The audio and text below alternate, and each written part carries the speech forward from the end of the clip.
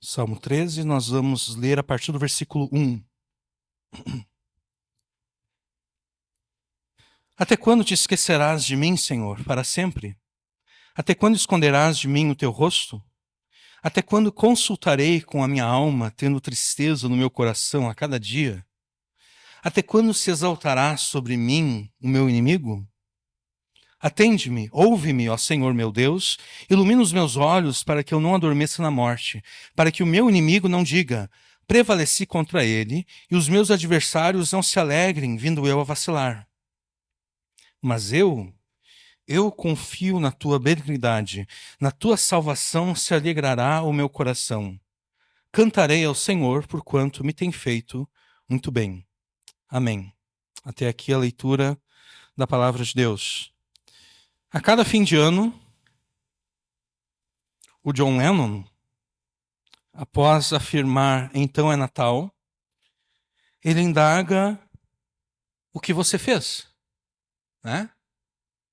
Essa música ficou famosa em português, acho que na voz de uma tal de Simone, né? Então é Natal e o que você fez. Muitos de nós não percebemos isso, mas a pressuposição por trás dessa indagação, ela é completamente anticristã. Isso não deveria nos admirar, porque o John Lennon é um inimigo da fé cristã. Ou ele era um inimigo, né? Porque ele morreu, foi morto, foi assassinado. Mas é possível perceber o quanto John Lennon era inimigo da fé cristã a partir daquela música que ele fez, Imagine.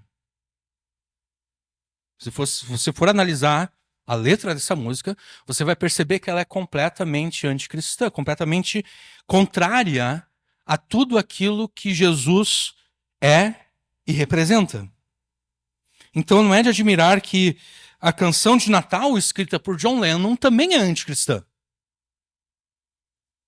E a indagação que ele faz é anticristã. Porque ao afirmar então é Natal e logo depois perguntar o que você fez, o John Lennon pressupõe que o Natal tem tudo a ver com o bem que você deveria ter feito ao longo do ano que está chegando ao fim. Quando, de fato, o Natal não tem nada a ver com o que as pessoas fazem ou deixam de fazer. Eu quero adiantar para vocês aqui que, por um momento, vai parecer que a gente esqueceu do Salmo 13, mas nós vamos voltar para o Salmo 13, tá? O Natal tem tudo a ver com o que Deus fez a favor daqueles a quem Ele quer bem. Né? Isso eu retiro lá da canção que os anjos cantam para os pastores no Evangelho de Lucas. O Evangelho tem tudo a ver com o que Deus fez a favor daqueles a quem Ele quer bem, providenciando o nascimento daquele que salvará o seu povo dos seus pecados, conforme nos relata Mateus no seu Evangelho. O nascimento de Jesus foi assim.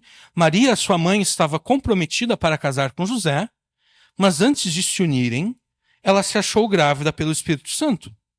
José, com quem Maria estava para casar, sendo um homem justo e não querendo envergonhá-la em público, resolveu deixá-la sem que ninguém soubesse. Enquanto ele refletia sobre isso, eis que lhe apareceu em sonho um anjo do Senhor dizendo: José, filho de Davi, não tenha medo de receber Maria como esposa, porque o que nela foi gerado do Espírito Santo. Ela dará à luz um filho, e você porá nele o nome de Jesus, porque ele salvará o seu povo dos pecados deles. Eu quero que você reflita sobre essa parte final da fala do anjo a José. Ela, Maria, dará à luz um filho, e você porá nele o nome de Jesus, porque ele salvará o seu povo dos pecados deles. Jesus, como aquele que salva o seu povo dos seus pecados, não nos parece muito apropriado ao Natal, né? Nos parece mais apropriado à Páscoa. Porque, afinal, é na Páscoa que Jesus salva o seu povo dos seus pecados. Na verdade, não. Na verdade, como a gente vai ver ao longo dessa pregação, não é na Páscoa que Jesus salva o seu povo dos seus pecados.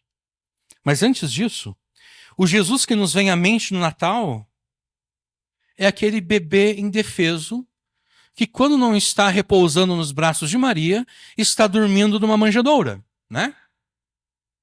Essa é a imagem que nós temos de Jesus no Natal. Mas a Escritura demonstra que sempre erramos ao separar o que Deus uniu.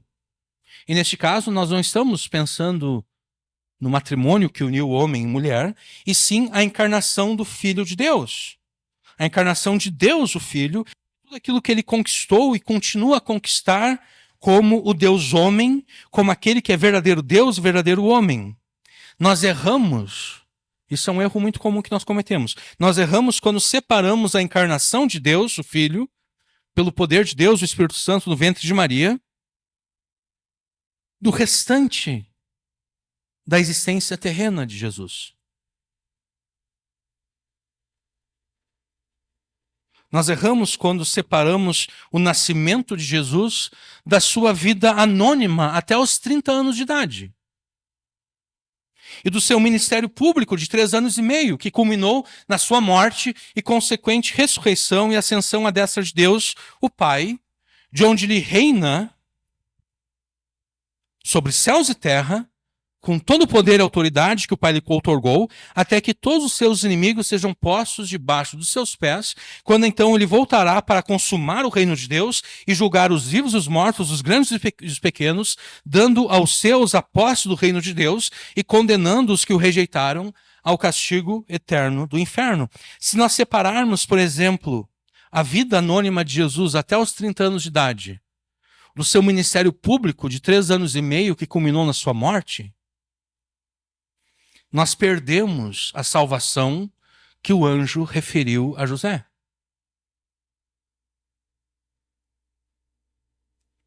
A vida anônima de Jesus até os 30 anos de idade é tão importante quanto o seu ministério público de 3 anos e meio, que é tão importante quanto a sua morte, ressurreição e ascensão aos céus. Tudo aquilo que Jesus realizou neste mundo é igualmente importante para a salvação da qual o anjo falou a José.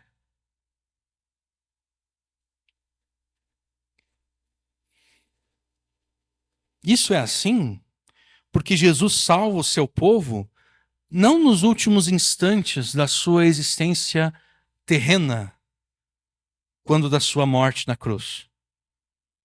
A salvação da qual o anjo falou a José começou a ser conquistada por Jesus desde o instante em que a sua natureza divina tomou sobre si a natureza humana para formar uma única pessoa no ventre de Maria. Essa salvação continuou a ser por ele conquistada, mesmo no seu nascimento e durante os 30 anos em que ele permaneceu como um carpinteiro anônimo. Ele continuou a conquistar a salvação do seu povo durante e mediante os 3 anos e meio de ministério público, o qual culminou na sua morte sacrificial, expiatória e propiciatória na cruz e consequente ressurreição entre os mortos e ascensão aos céus. A ascensão aos céus era e continua sendo necessária à salvação que Jesus conquistou para o seu povo. Isso a maioria de nós não percebe. Por que Jesus subiu aos céus? Você já pensou isso? Ou sobre isso? Não, imagina só, não seria mais fácil Jesus ter morrido, ressuscitado e ficado, né? Porque olha só, quem poderia negar a existência de Jesus se ele estivesse agora fisicamente presente na terra e nunca tivesse saído daqui?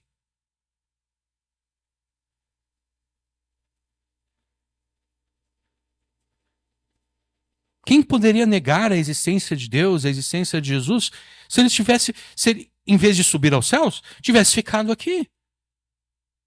Tivesse ordenado que os 12 apóstolos fossem pelo mundo, discipulando as nações em nome dele, batizando as nações em nome do Pai, do Filho e do Espírito Santo, e ele ficasse ali, fosse com os discípulos, e um dia estivesse lá com Pedro, Enquanto Pedro estava pegando e depois passasse uma temporada com Paulo e assim por diante, e quando os apóstolos morressem, Jesus continuasse com aqueles que estivessem seguindo as pegadas dos apóstolos.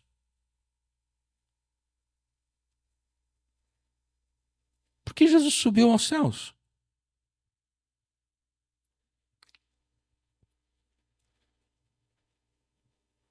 Até mesmo a ascensão de Jesus aos céus era e continua sendo necessária à salvação que ele conquistou para o seu povo.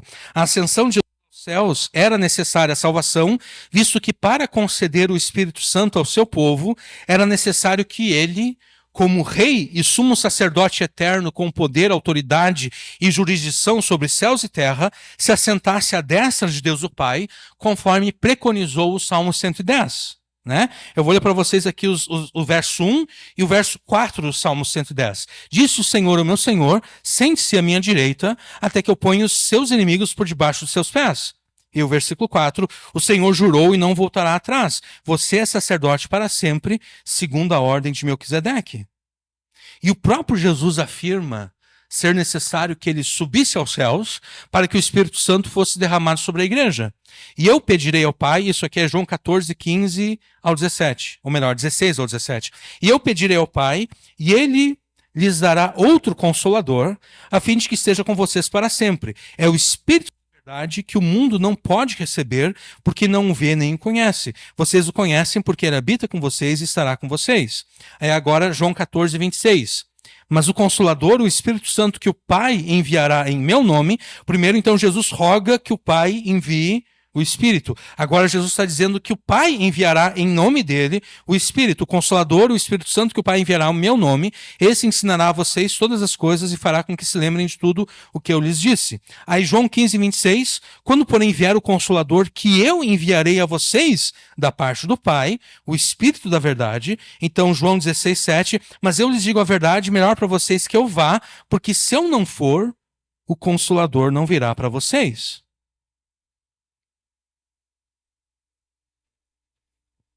Então, a ascensão de Jesus aos céus era necessária a salvação, porque sem ela, o Espírito Santo não seria concedido à igreja. E a ascensão de Jesus aos céus continua sendo necessária à salvação, visto que, estando assentado à destra de Deus, como verdadeiro sumo sacerdote, Jesus intercede continuamente a favor daqueles que hão de herdar a salvação.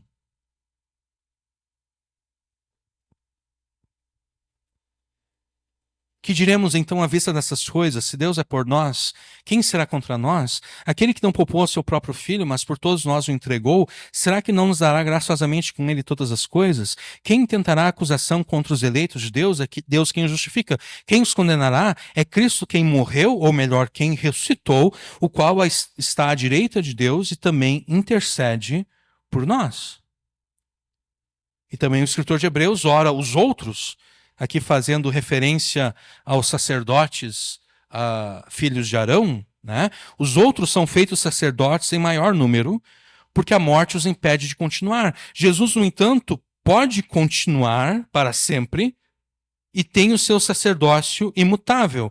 Por isso também pode salvar totalmente os que por ele se aproximam de Deus, vivendo sempre para interceder por eles.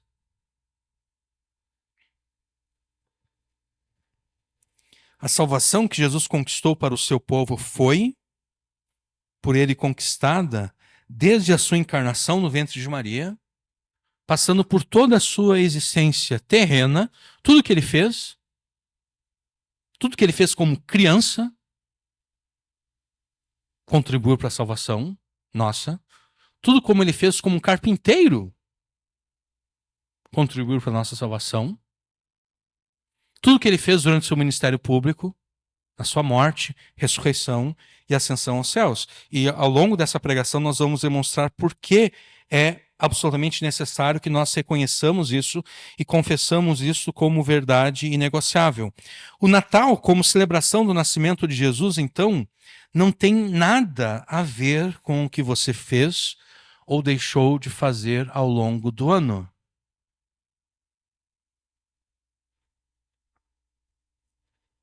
mas sim tem tudo a ver com o que Deus, em Cristo, fez a favor dos pecadores, dentre os quais você. Mas ainda assim, John Lennon, né, mesmo depois de morto, ele persiste na sua indagação anticristã. Então é Natal. E o que você fez?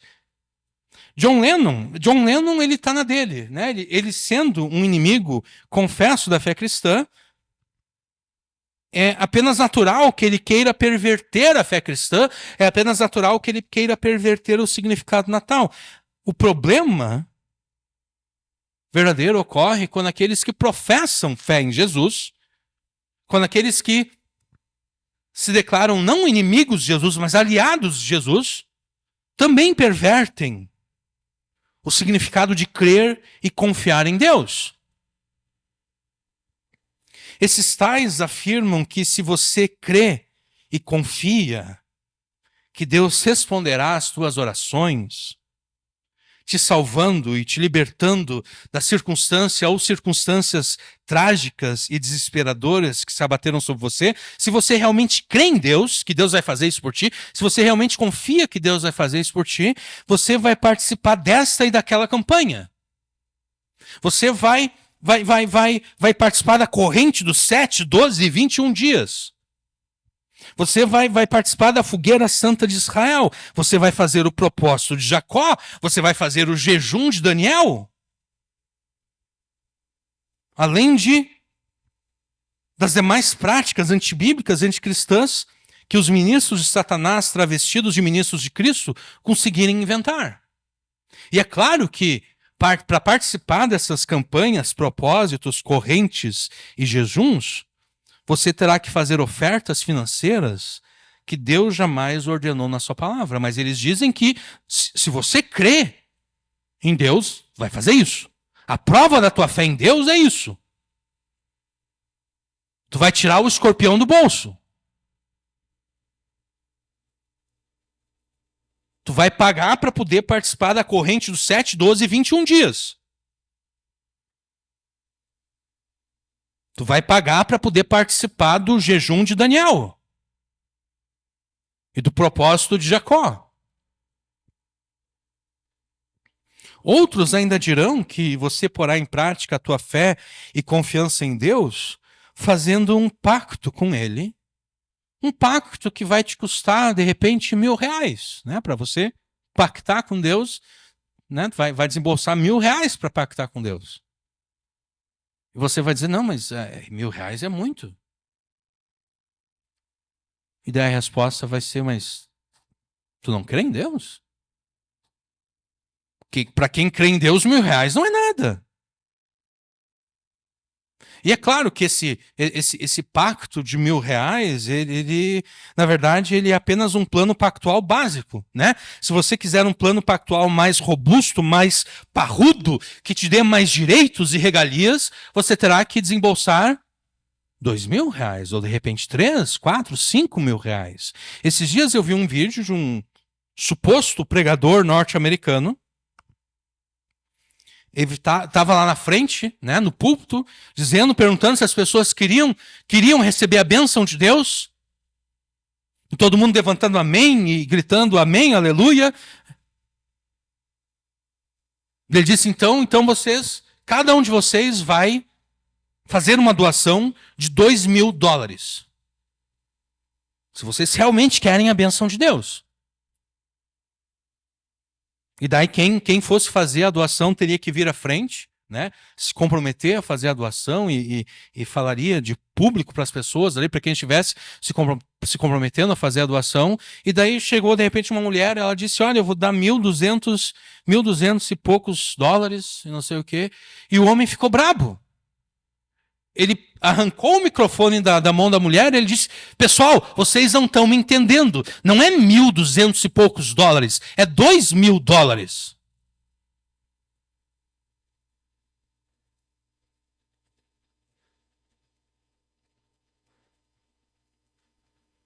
É $2.000.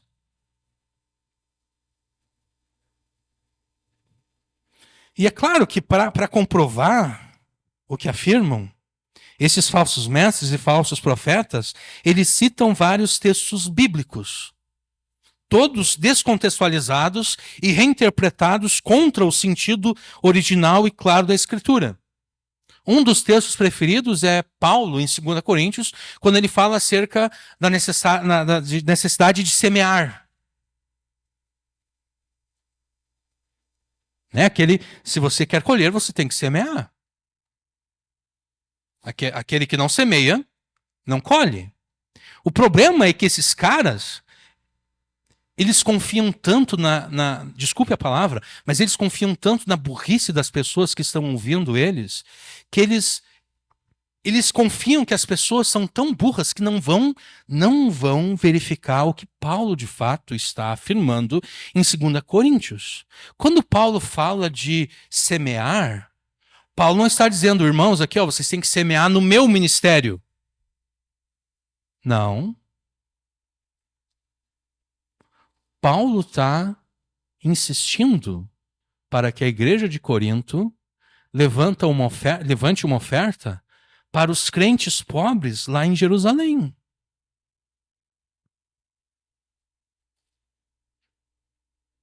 Mas o Silas Malafaia, quando fala das sementes, ele ignora isso.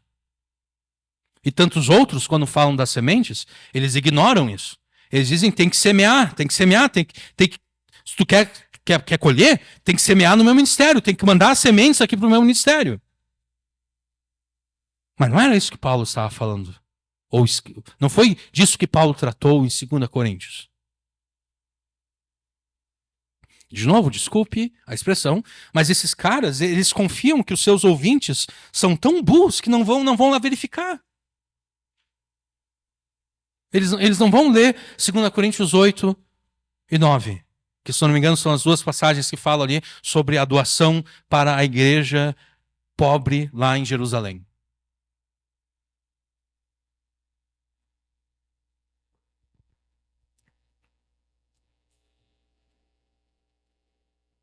Embora eu tenha citado aqui 2 Coríntios, nós não temos oportunidade, não teremos oportunidade nessa pregação para refutar essa reinterpretação descontextualizada e antibíblica dos textos que esses caras citam, mas esteja certo do seguinte, as únicas exigências financeiras que Deus faz ao seu povo são duas. Dízimo, que é 10% da renda da pessoa, e as ofertas, cujo valor fica a cargo do indivíduo ofertante. O que disso passa, tenha toda certeza, vem do maligno. Ah, mas eu gosto daquele pastor, ele disse que se eu pactar, Deus vai responder a minha oração. O que passa disso vem do maligno. E é claro, eu sempre tenho aquele seriado que passava no SBT, Eu, a Patroa e as Crianças, e tem um determinado episódio em que o filho, né, ele resolve, não quero mais ir na escola, não quero mais ir para a escola.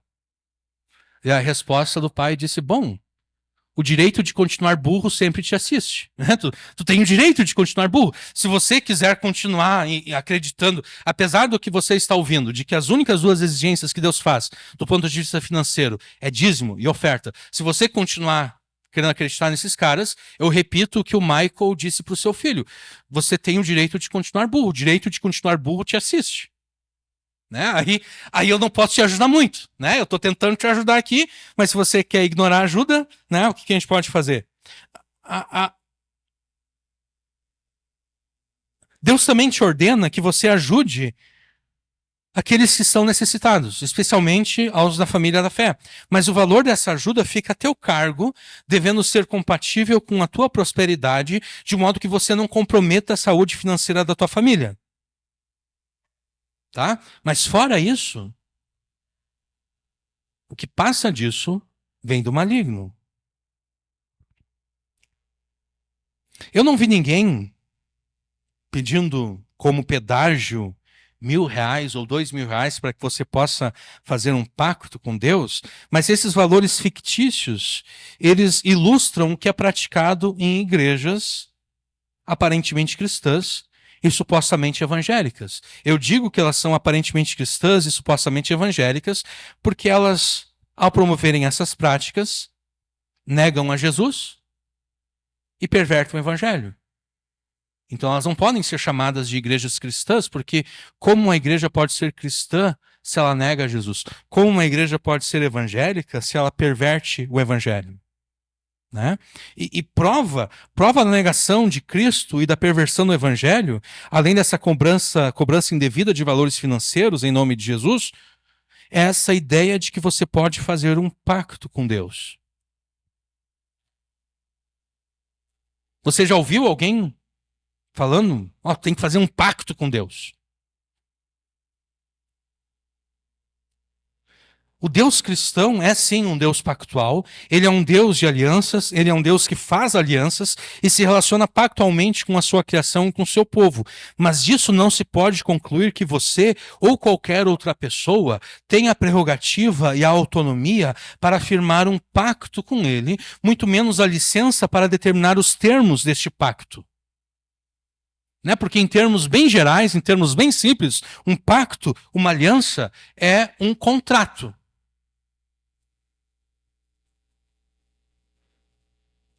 Se você for fazer um contrato com alguém, se você for assinar um contrato com alguém, você tem, né, sendo você um dos signatários, você tem a possibilidade de determinar os termos desse contrato.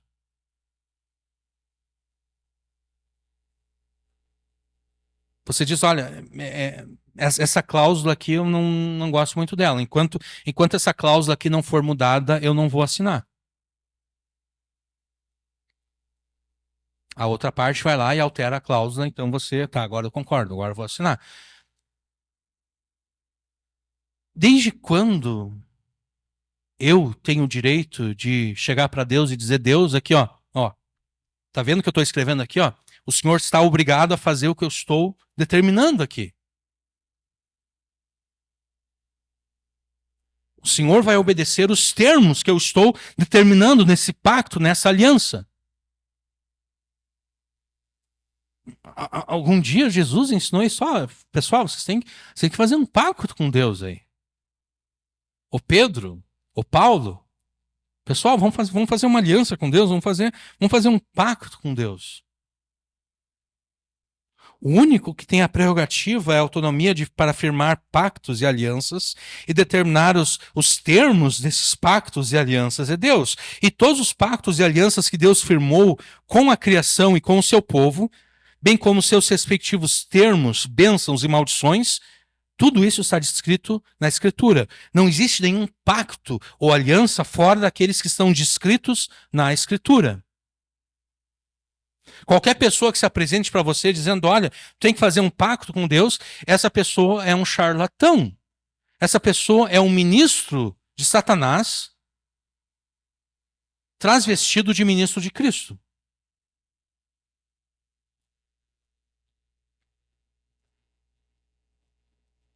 Todos os pactos e alianças que Deus firmou estão descritos na Escritura. E na mesma Escritura também está descrito o que Deus ordena que você faça para demonstrar fé e confiança nele e na salvação que ele providenciou para você em Jesus. Salvação essa pela qual ele te livrará da circunstância trágica e desesperadora que se abateu sobre você. E Deus, na sua palavra, não ordena que você participe dessa ou daquela campanha para comprovar a tua fé, para mostrar que você tem fé, confiança em Deus. Deus não ordena que você faça aquele propósito ou participe daquela corrente, ou muito menos que você desembolse dinheiro para participar daquela atividade ou para fazer um pacto com ele. Não. Deus não te ordena nada disso. A única coisa que Deus te ordena, como demonstração da tua fé e confiança nele, é o que está nos versículos 5 e 6 do Salmo 13. Aqui Davi está falando da confiança dele, né? Mas eu confio na tua benignidade, na tua salvação se alegrará o meu coração. Cantarei ao Senhor, porquanto me tem feito muito bem.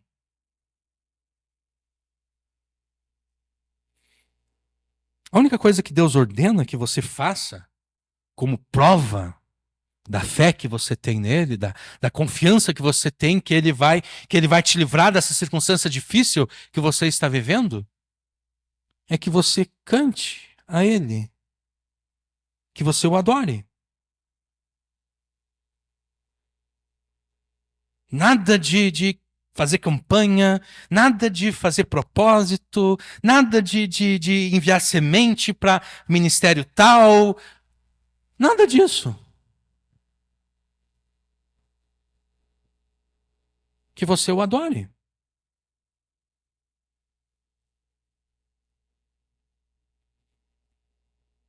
Que você o adore.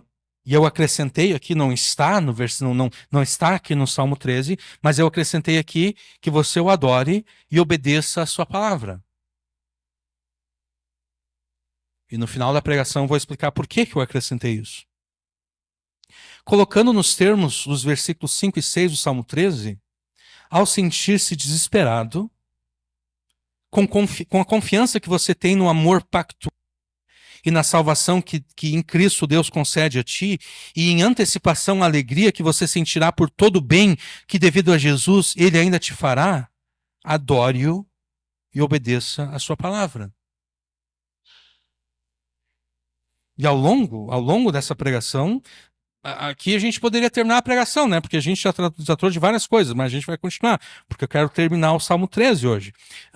Ao longo dessa pregação, nós vamos responder a questão que naturalmente surge, ou que naturalmente deveria surgir durante o Natal. E a questão é a seguinte: por que Deus, o Filho, se fez homem?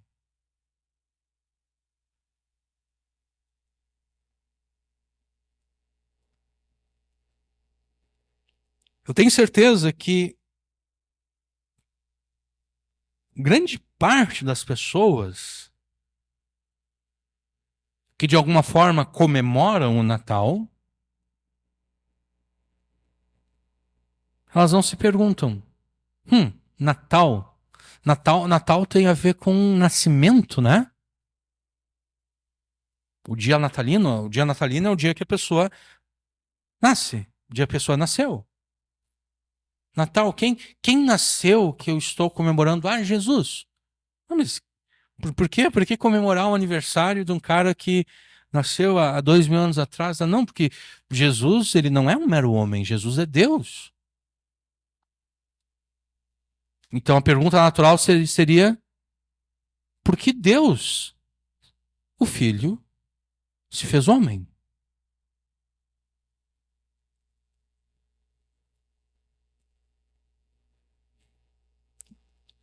E nós observaremos então também ao longo dessa pregação como a resposta a essa questão se relaciona com você quando você se sente desesperado por uma ou mais circunstâncias trágicas, porque é isso que está acontecendo com Davi aqui no Salmo 13, né? Davi está desesperado. A gente o desespero de Davi aqui nos 2 primeiros versículos, né? Até quando te esquecerás de mim, Senhor, para sempre? Até quando esconderás de mim o teu rosto? Até quando consultarei com a minha alma, tendo tristeza no meu coração a cada dia? Até quando se exaltará sobre mim o meu inimigo? Aqui nós percebemos o desespero de Davi, e o desespero de Davi se deve à circunstância trágica que se abateu sobre ele.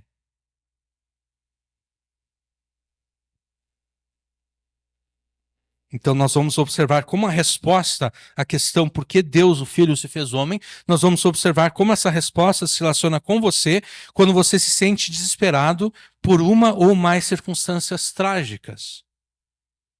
E nós vamos observar também como, mesmo ao sentir-se desesperado, tudo isso deve te levar com a confiança que você tem no amor pactual e na salvação que em Cristo Deus concede a ti, e em antecipação à alegria que você sentirá por todo o bem que devido a Jesus Ele ainda te fará, como tudo isso deve te levar a adorar a Deus e a obedecer a sua palavra. Na primeira pregação, essa é a terceira pregação no Salmo 13, né? Na primeira pregação que nós fizemos, com base nos versículos 1 e 2, nós abordamos como você deve proceder ao se sentir desesperado, né? Uma circunstância trágica se abateu sobre a tua vida e você está desesperado. Então, como você deve proceder. Como você, como um crente em Jesus, deve proceder ao se sentir desesperado. E nós demonstramos que, ao se sentir desesperado, você deve se queixar para Deus com sinceridade, evitando a todo custo a murmuração irreverente contra Ele. E então, com base nos versículos 13 e 4, nós demonstramos que, ao sentir-se desesperado, depois de ter se queixado a Deus, você deverá fazer os seus pedidos a Deus com especificidade, não por ser necessário que você visualize aquilo que pede, ou por pensar que você é mais sábio do que Deus ou tão poderoso quanto Ele, mas por saber que na sua palavra você encontra a solução para todas as circunstâncias trágicas e desesperadoras próprias deste mundo caído em pecado. E então, logo após ter apresentado a sua queixa sincera a Deus, nos versículos 1 e 2, logo após especificar o que pede a ele em oração nos versículos 13 e 4, Davi, na primeira metade do versículo 5, afirma confiar na benignidade de Deus. Né? Eu confio na tua benignidade. E nesse versículo 5 aqui, nós encontramos uma das palavras mais importantes de todo o Antigo Testamento. E sendo assim, uma das palavras mais importantes da Bíblia inteira. E essa palavra é a palavra hebraica Hesed. Hesed é traduzido pela nossa Bíblia, aqui, Almeida Corrigida Fiel, como benignidade. Ela é traduzida pela Nova Almeida Atualizada como graça. E ela foi traduzida por mim como amor pactual. Eu traduzi essa palavra aqui como amor pactual. E eu traduzi como amor pactual, precisamente porque essa palavra, o Hesed de Deus, está intimamente conectado à ideia de pacto e aliança. Eu vou demonstrar isso para vocês daqui a pouquinho. Você vai notar que as primeiras passagens que nós vamos verificar, embora elas não citem diretamente a ideia de aliança e pacto, essa ideia é evidenciada pela menção que é feita à lei de Deus. A lei de Deus são os termos da aliança, os termos do pacto. Você assina um contrato e tem as obrigações, né? As tuas obrigações de acordo com aquele contrato. Né? Fulano de tal, doravante chamado assim, está obrigado por esse contrato a fazer isso, isso, isso e aquilo. A outra parte está obrigada a fazer isso, isso, isso e aquilo. A lei de Deus é isso. A lei de Deus são os termos do pacto. Aquilo que, ao entrar em aliança com o seu povo, Deus está obrigando o seu povo a fazer. Então a gente pode abrir em Êxodo, capítulo 20, e nós vamos encontrar em Êxodo capítulo 20 essa palavra hebraica, Hesed.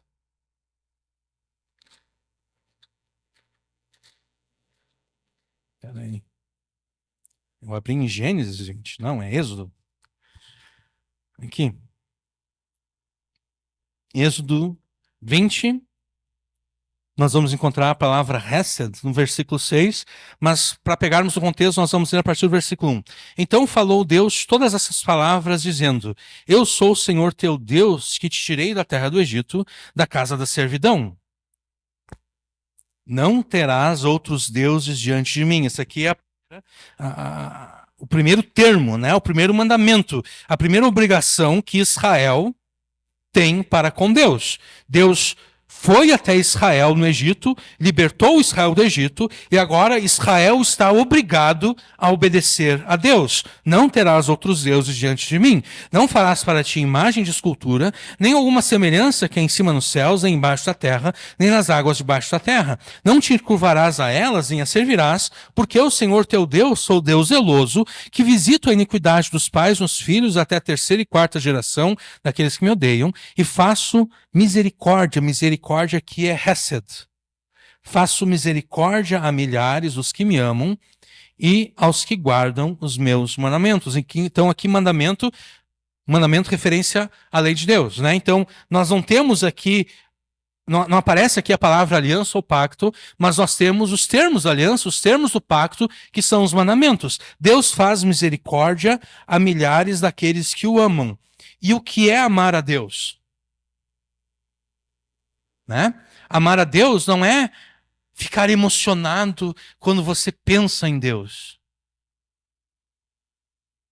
Amar a Deus não é chorar quando você pensa em Jesus. Amar a Deus não é ver o filme do Mel Gibson, a Paixão de Cristo, né? E quando você está vendo Jesus sendo crucificado, você começa a derramar lágrimas e você fica emocionado. Isso não é amar a Deus, isso não é amar a Jesus.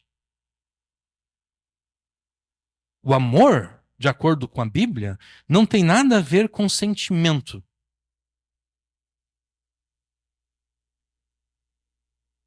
Quem nos ensina que o amor tem a ver com sentimento é a cultura anticristã na qual nós vivemos.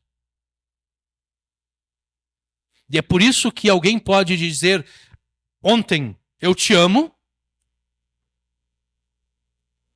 e hoje eu não te amo mais, eu não quero mais continuar casado contigo. Por quê?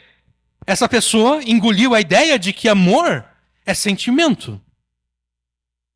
E os sentimentos, eles mudam, né? Um dia você está alegre, outro dia você está triste. Um dia você está animado, outro dia você está desanimado. Um dia você se sente muito atraído pelo homem com quem você casou, ou pela mulher com quem você casou, e no outro dia você pensa, pô, eu podia ter casado com outra pessoa.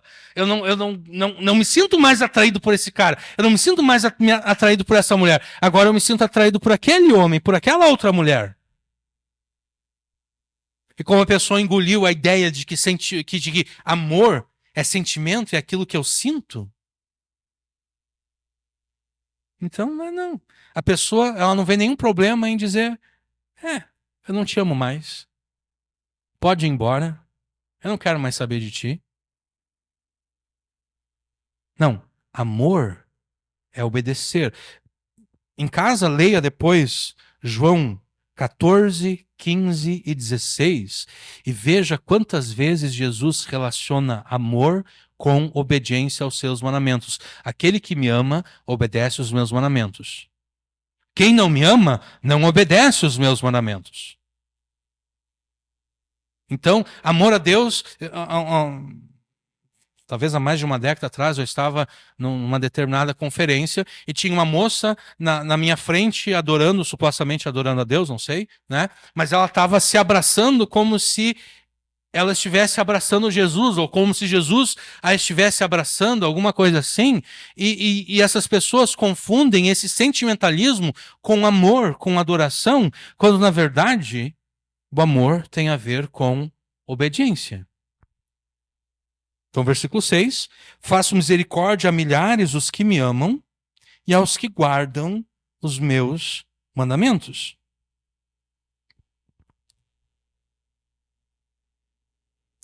Note aqui a maldição de Deus sobre aqueles que pela sua idolatria desobedecem a sua lei. Versículo 5, não te encurvarás a elas nem a servirás, porque eu, Senhor, teu Deus, sou Deus zeloso, que visito a iniquidade dos pais dos filhos, até a terceira e quarta geração daqueles que me odeiam. E note também o hesed de Deus, o seu amor pactual, traduzido aqui na nossa Bíblia como misericórdia, manifestada por até 1000 gerações, daqueles que o amam e demonstram esse amor pela obediência aos seus mandamentos. Faço misericórdia a milhares os que me amam e aos que guardam os meus mandamentos.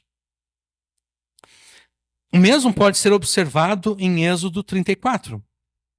Em Êxodo 34, Deus, pela sua graça, revela a Moisés a glória da sua bondade. Êxodo 34, versículos 5, 6 e 7.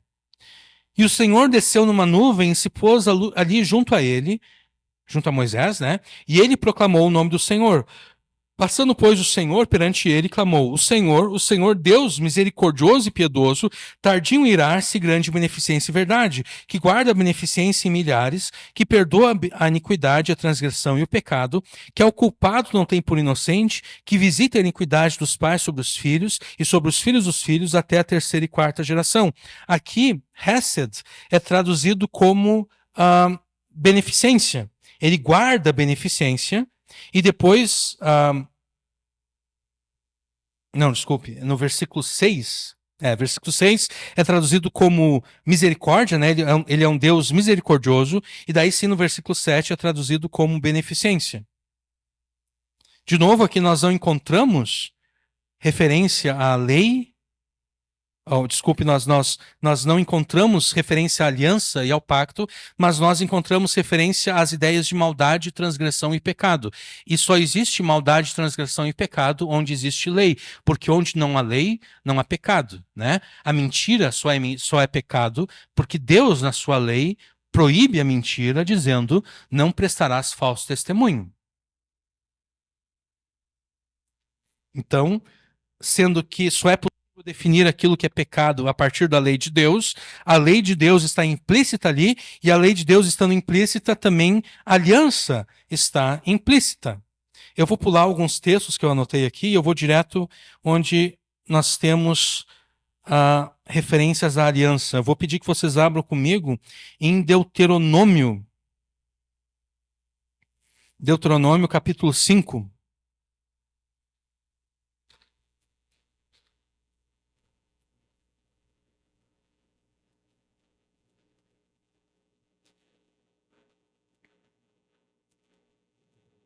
Deuteronômio 5, a partir do versículo 1.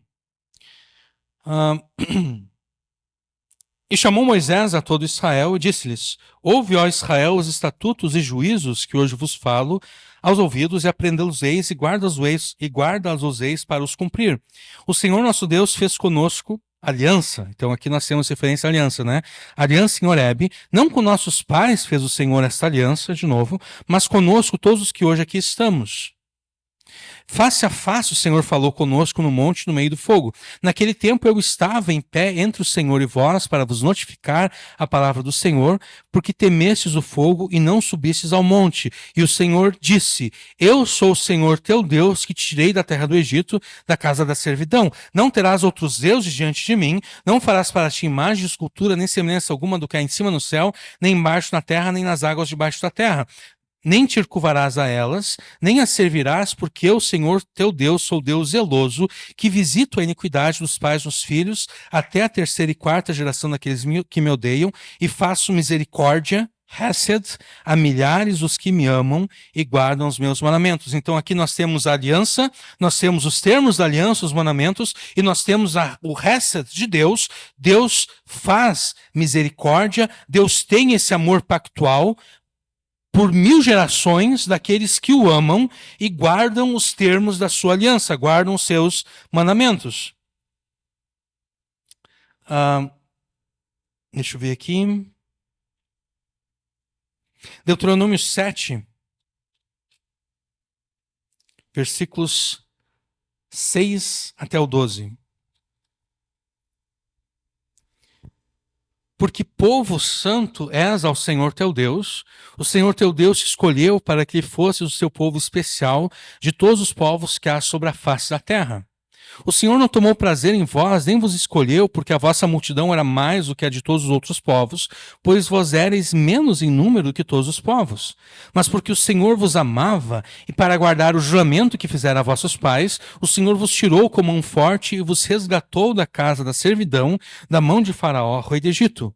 Saberás, pois, que o Senhor teu Deus, Ele é Deus, o Deus fiel, que guarda a aliança e a misericórdia. Aqui nós temos a aliança e o Hesed juntos, né? Deus guarda a aliança e a misericórdia até 1000 gerações dos que o amam e que demonstram esse amor guardando os seus mandamentos. E ele retribui no rosto qualquer dos que o odeiam, fazendo-o perecer. Não será tardio ao que o odeia, e em seu rosto lhe pagará. Guarda, pois, os mandamentos e os estatutos e os juízos que hoje te mando cumprir. Será, pois, que se ouvindo esses juízos os guardarás e cumprires, o Senhor teu Deus te guardará a aliança e a misericórdia, a aliança e o hesed, a aliança e o amor pactual que jurou a teus pais. Deus reserva esse amor pactual, o seu hesed, apenas ao seu povo. Deus não ama, ou Deus não amou os egípcios da mesma forma que Deus amou Israel, né? Porque se Deus tivesse amado os egípcios da mesma forma que ele amou Israel, ele jamais teria destruído o Egito para tirar Israel de lá. Então, Deus ama a todas as pessoas, mas o amor que Deus tem por todas as pessoas não é igual.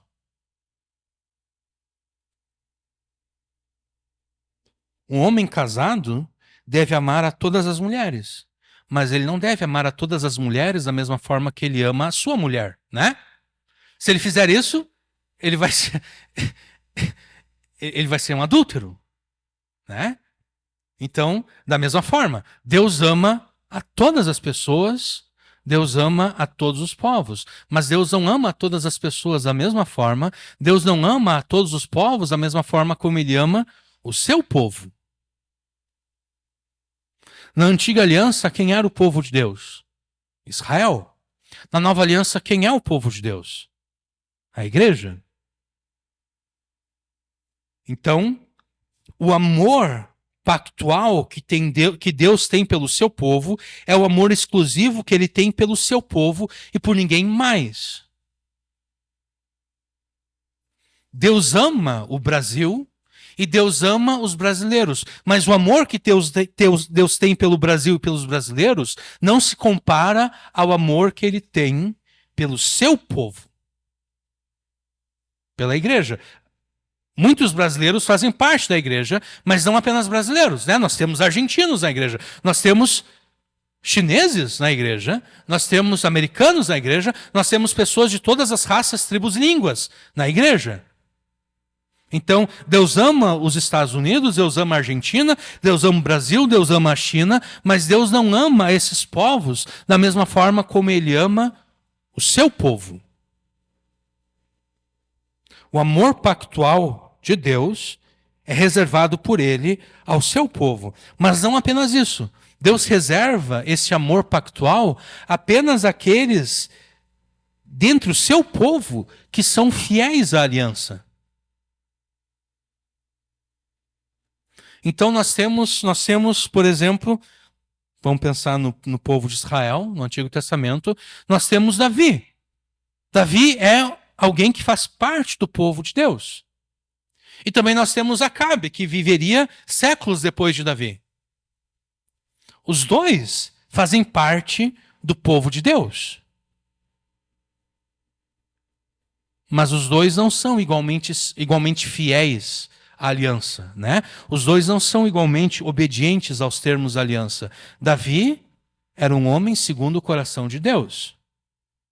Acabe, o texto bíblico diz que ninguém foi como Acabe, que se vendeu para fazer tudo aquilo que era mal aos olhos de Deus.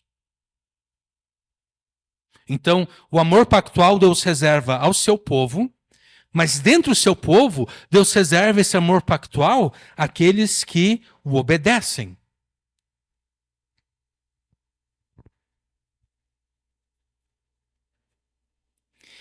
E a gente pode voltar agora para o Salmo 13.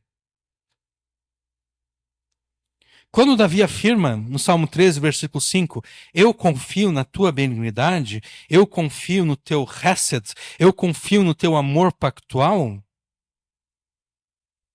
Davi está afirmando que ele confia que por este amor pactual que Deus tem pelo seu povo, Deus o abençoará. E abençoando, Deus o salvará e o libertará dessa circunstância trágica e desesperadora que se abateu sobre ele. Mas há um problema aqui. Porque embora Davi seja o homem segundo o coração de Deus, Davi ainda assim é pecador, né? Davi ainda assim é um adúltero. Davi ainda assim é um assassino. Porque só porque Davi não enfiou a sua espada no marido da sua amante, ele não é menos assassino. Ele ordenou a morte do Urias. Né? E Davi também, ele se mostrou um péssimo pai. Porque quando ele tomou conhecimento que um de seus filhos havia estuprado uma das suas filhas, ele fez aquilo que a Baby do Brasil disse que nós deveríamos fazer. Não, quando ocorre abuso, aquilo que o Luciano Subirá fez quando veio à tona, que o marido de uma cantora famosa evangélica abusou de uma criança. Né? O Luciano Subirá, ele ficou caladinho. Davi também ficou caladinho. Né? E a Baby do Brasil explica esse silêncio. A Baby do Brasil, ela disse, não, pessoal, aqui ó, a gente tem que, quando ocorre abuso, a gente tem que perdoar. É óbvio que a gente tem que perdoar, mas quando ela disse a gente tem que perdoar, ela quis dizer, não pode ir na polícia. E quando eu digo que não pode ir na polícia, eu estou indo contra aquilo que Paulo determinou em Romanos 13. Né? Porque em Romanos 13, ele afirma que os magistrados civis, eles devem ser terror para aqueles que fazem o mal. E eles são vingadores de Deus contra aqueles que fazem o mal. Né? O que a igreja pode fazer diante de um abuso sexual? O máximo que a igreja pode fazer é expulsar do seu meio aquele que fez o abuso. Né? É dizer o seguinte, olha, tu cometeu um abuso sexual, tu tem que te arrepender. E se a pessoa se recusa a se arrepender, Jesus disse tem que, primeiro, né, sozinho. Vamos obedecer Jesus lá em Mateus 18, né? Vai entre ti e ele só. Ele não quer se arrepender, leva 2 ou 3 testemunhas, não quer se arrepender, diz-o à igreja, se ele não quiser se arrepender, tem que tratar como gentil e publicano. Tem que dizer, olha, não é possível nós termos aqui em comunhão com a igreja alguém que abusa de mulheres ou de crianças e se recusa a se arrepender. Então, a partir de hoje, tu não mais faz parte da igreja de Jesus. Mas isso é o máximo que a igreja pode fazer, né? A igreja não pode trancafiar o cara e obrigar o cara a cumprir uma pena, porque a igreja não recebeu de Jesus a espada. A igreja recebeu de Jesus as chaves do reino. Quem é que recebeu a espada? O Estado. O Estado recebeu a espada para com ela punir os malfeitores.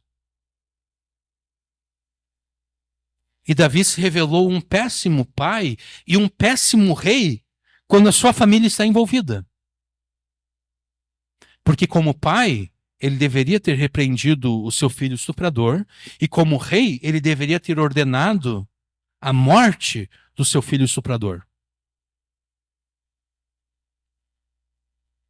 Então Davi confia no amor pactual de Deus. Davi confia que pelo amor pactual de Deus para com seu povo, Deus o abençoará e nessa bênção está inclusa a libertação e a salvação dessa circunstância trágica que Davi está vivendo. Mas como Davi pode esperar que Deus guarde a aliança e o amor pactual se ele desobedece à lei de Deus? Se ele é um adúltero, se ele é um assassino, se ele é um péssimo pai, se ele é um péssimo rei, pelo menos o que diz respeito à sua família.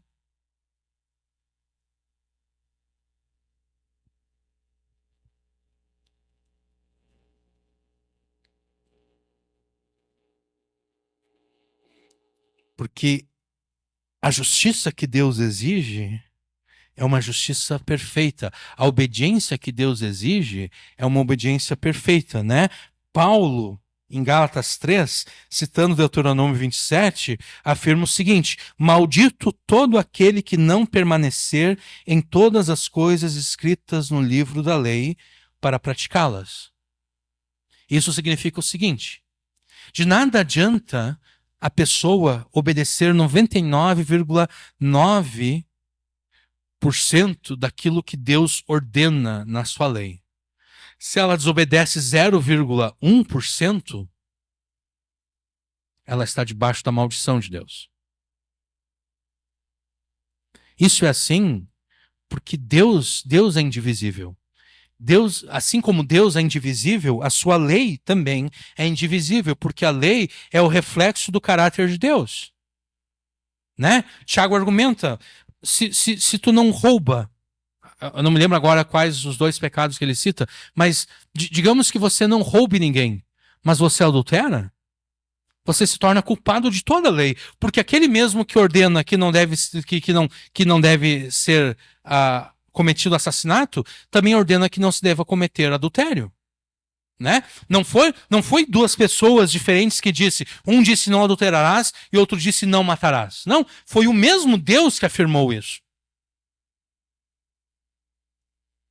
O mesmo Deus indivisível. Se o mesmo Deus indivisível ordena que o adultério é proibido e que também o assassinato é proibido, se eu não mato ninguém, mas eu adultero, eu acabo me tornando culpado também do assassinato, porque foi o mesmo Deus que ordenou os 2 mandamentos. É assim que Tiago argumenta na sua epístola. E é por isso que Deus exige uma obediência completa e perfeita.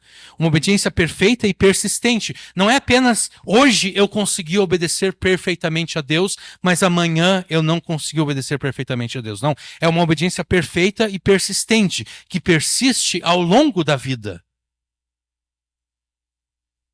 Porque de nada adianta eu, por toda a minha vida, obedecer perfeitamente e nos últimos instantes da minha vida, desobedecer um ou outro mandamento. Né? Essa minha desobediência nos instantes finais da minha vida põe a perder toda a obediência perfeita do restante da minha vida. Então, mesmo sendo um homem segundo o coração de Deus, Davi, pelos pecados que cometeu, ele não obedeceu a Deus perfeita e persistentemente. E certamente Davi tinha consciência disso. Davi, como rei, ele tinha uma cópia da lei de Deus, na qual ele lia todos os dias. E certamente Davi tinha consciência disso, ele tinha consciência de que ele não se qualificava conforme as exigências de Deus.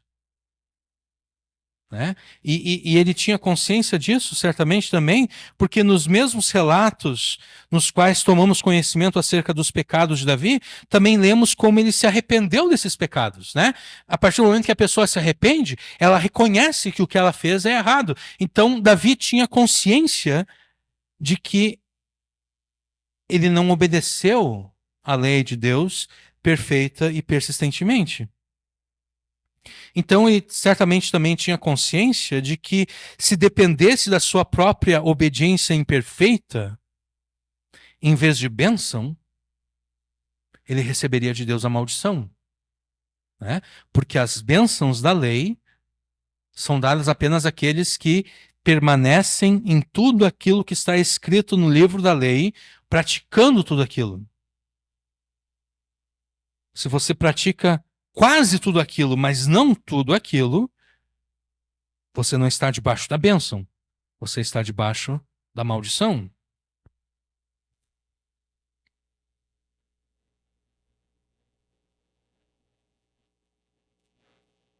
Davi tem consciência de tudo isso. E ainda assim ele confia no amor pactual de Deus. Ele sabe que Deus só guarda a aliança e o amor pactual para aqueles que o obedecem perfeitamente. E Davi sabe que ele não obedeceu a Deus perfeitamente, mas ainda assim, ele mantém a confiança no amor pactual de Deus. E isso nos mostra que Davi, aqui, ele esperava ser abençoado por Deus não pelos seus próprios méritos, mas pelos méritos de um homem que um dia surgiria e que obedeceria à lei de Deus perfeita e persistentemente.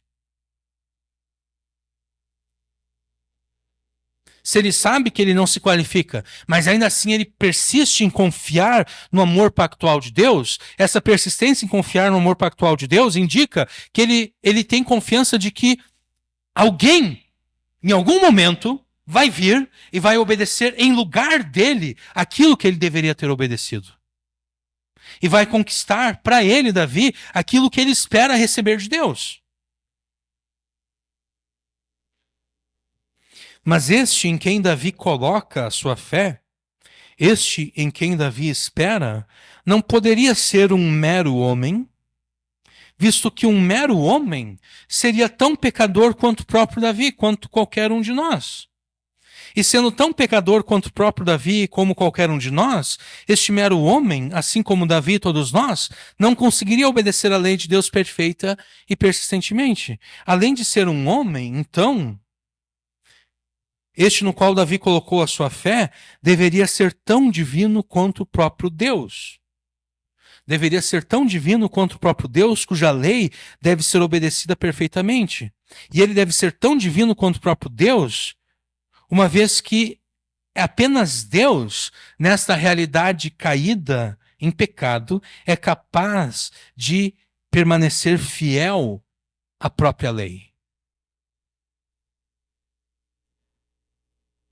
Ninguém além do próprio Deus poderia, na realidade na qual nós vivemos, na realidade deste mundo caído em pecado, ninguém além do próprio Deus consegue permanecer fiel à lei. Apenas Deus.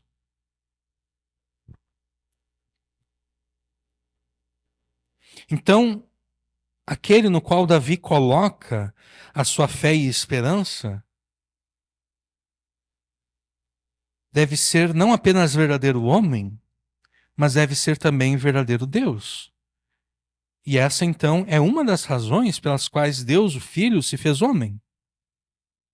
Deus, o Filho, se fez homem para que a sua obediência, como homem, aos termos da aliança, seja imputada e creditada a todos aqueles que nele creem e que nele esperam. E essa também é a razão pela qual Jesus foi gerado no ventre de Maria, não mediante a união sexual entre ela e José. Porque se Jesus fosse filho biológico de José, a natureza e a culpa do pecado seriam, por José, imputadas a Jesus. Porque o homem sempre é o cabeça, né? O homem é o cabeça. Não era Eva que era a cabeça federal da mulher, era Adão que é o cabeça federal da humanidade. O homem é o cabeça no lar. O líder da igreja deve ser um homem, portanto não existe pastora, apóstola, profeta, mestra, evangelista, qualquer outra coisa, não. É homem, né? Porque vamos imaginar que eu fosse casado e que a minha mulher fosse pastora na igreja. A Bíblia ordena que eu seja a cabeça no lar, né? O homem é o cabeça no lar, mas a minha mulher é a minha cabeça na igreja. Isso não faz sentido, né? Deus não é Deus de confusão. Deus não é Deus de confusão. E Paulo é bem claro, né, na sua carta a Timóteo e a Tito, que os líderes na igreja devem ser homens. Aí alguém diria, não, mas isso aí é porque Paulo... Na época de Paulo, esses caras eles eram assim, tudo machistas e sexistas e misóginos. Então a gente tem que descartar aquilo que Paulo falou, porque aquilo ali, na verdade, ele estava falando a partir da mentalidade machista dele, de um judeu do primeiro século. Tudo bem. Vamos aceitar esse argumento teu. O problema é que se nós aceitarmos esse teu argumento, você não pode argumentar contra aquele que diz que é possível ser gay e crente. Sabe por quê? Porque você vai dizer o seguinte, não, a Bíblia diz que não é possível. E a resposta que a pessoa vai dar vai ser a mesma resposta que tu deu. A resposta que a pessoa vai dar, não, é que o pessoal lá do primeiro século, eles eram tudo homofóbicos. É a mesma resposta que você deu, né? Paulo era machista, Paulo é homofóbico. se você aceita pastoras mulheres, você fica sem defesa contra aqueles que querem dizer que é possível ser crente e gay. Porque você não pode, você tem que ser consistente na argumentação, né? Você tem que ser consistente. Você não pode, ora, argumentar de uma forma e depois argumentar de uma forma que contraria aquilo que você afirmou antes. Não, você tem que ser consistente. Ou Paulo é machista, e então ele é machista e também é homofóbico e transfóbico e assim por diante. Ou então Paulo não é nenhuma dessas coisas. Entendeu? Ou a gente aceita mulheres como pastoras e também daí pode vir as lésbicas e os gays, ou então apenas homens são pastores.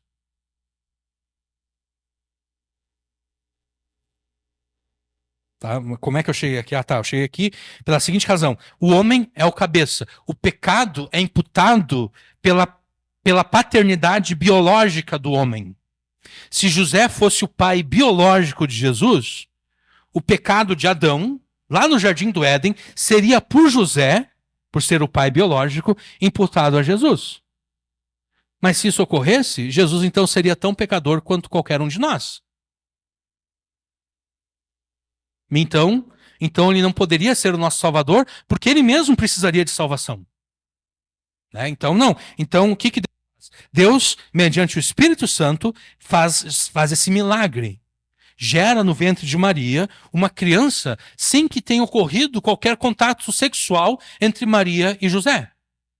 Sem que algum dos óvulos de Maria tivesse que ser fertilizado por um espermatozoide. O Espírito Santo simplesmente realiza esse milagre no ventre de Maria para que Jesus ficasse isento do pecado de Adão e da natureza pecaminosa que todos nós herdamos de Adão.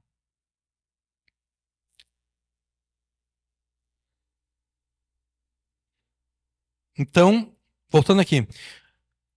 Este no qual Davi coloca a sua fé e esperança deve ser não apenas verdadeiro homem, ele deve ser verdadeiro Deus, e essa é uma das razões pela qual Deus, o Filho, se fez homem. Deus, o Filho, se fez homem para que a sua obediência como homem fosse imputada àqueles que creem nele, àqueles que esperam nele.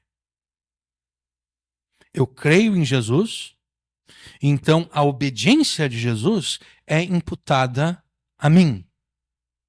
Isso significa que quando Deus olha para mim através de Jesus. Quando Deus me aceita na sua presença, Deus não está me aceitando na presença porque, não, eu vou aceitar o João na minha presença porque ele está me obedecendo assim como ninguém antes me obedeceu.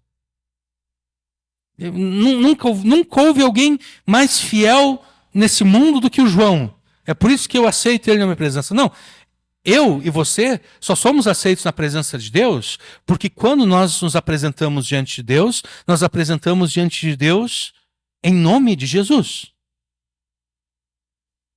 E então Deus olha para nós através de Jesus. É mais ou menos como Israel lá no deserto, né?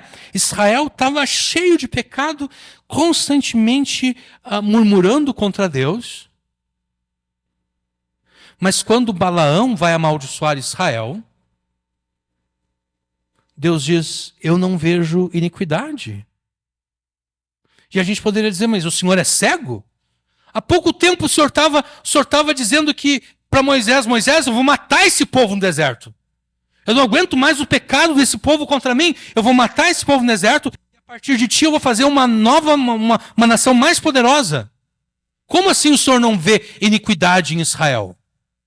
Não, Deus não. Por que Deus não via iniquidade em Israel? Porque naquele momento Deus estava olhando para Israel através de Jesus. Através daquele que obedeceu perfeitamente a sua lei. É por isso que naquele momento, quando o profeta está lá querendo amaldiçoar Israel, Deus diz: como é possível amaldiçoar aqueles que estão abençoados? Eu não tenho razão para amaldiçoar, olha só, eu não vejo iniquidade neles. Deus não vê iniquidade, porque Deus estava olhando, naquele momento, Deus estava olhando para Israel através de Jesus. Então, da mesma forma, Deus olha para mim através de Jesus. É isso que significa ter a justiça de Jesus imputada a mim. É isso que significa ter a obediência de Jesus imputada a mim. E imputada a você.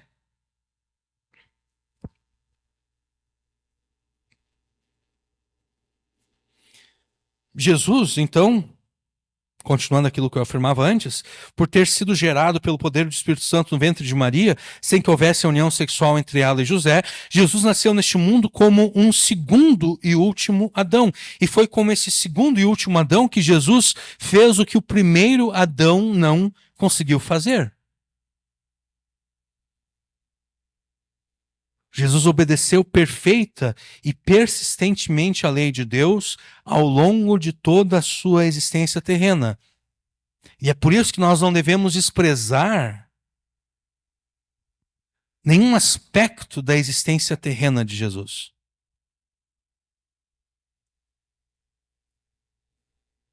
Nós não devemos desprezar nenhum aspecto da existência terrena de Jesus, porque nós não devemos desprezar a vida de persistente e perfeita obediência de Jesus à lei de Deus. Porque se Jesus não fosse um filho obediente, que honrava os seus pais aos 12 anos de idade, como nós lemos no Evangelho de Lucas, ele não poderia ser o nosso Salvador. Né? Era necessário que aos 12 anos de idade, Jesus fosse um filho fiel e obediente, que honrava os seus pais. Porque do contrário, né? E aos 13 anos também, e aos 11 anos também. Né? Em algum momento a gente sabe que José morre, né? Porque depois dos 12 anos de idade não existe mais menção a José. Então em algum momento Jesus morre, não, desculpe. Em algum momento José morre e Jesus assume a liderança da sua família.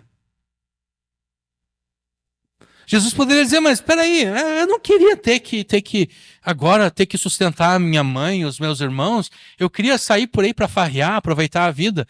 Obviamente Jesus não ia falar isso, né? Até porque não havia farra em Israel. Bom, até poderia haver alguma farra em Israel, né? Porque Jesus chama os fariseus de hipócritas, né? Eles fingiam obedecer à lei de Deus, então certamente havia alguma oportunidade de fazer algum tipo de farra em Israel, mas de qualquer forma, o meu pai adotivo morreu, eu vou assumir a posição de líder da minha família, eu vou honrar a minha mãe, sustentando ela com o meu trabalho.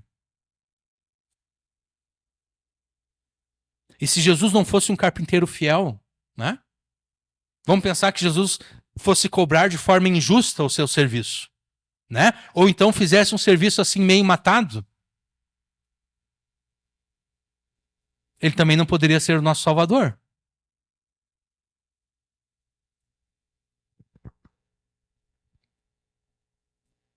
Ele não poderia ser o nosso Salvador porque ele não se qualificaria como alguém que poderia oferecer a sua própria vida como sacrifício a Deus para o perdão dos nossos pecados e para esgotar a maldição de Deus que estava sobre nós.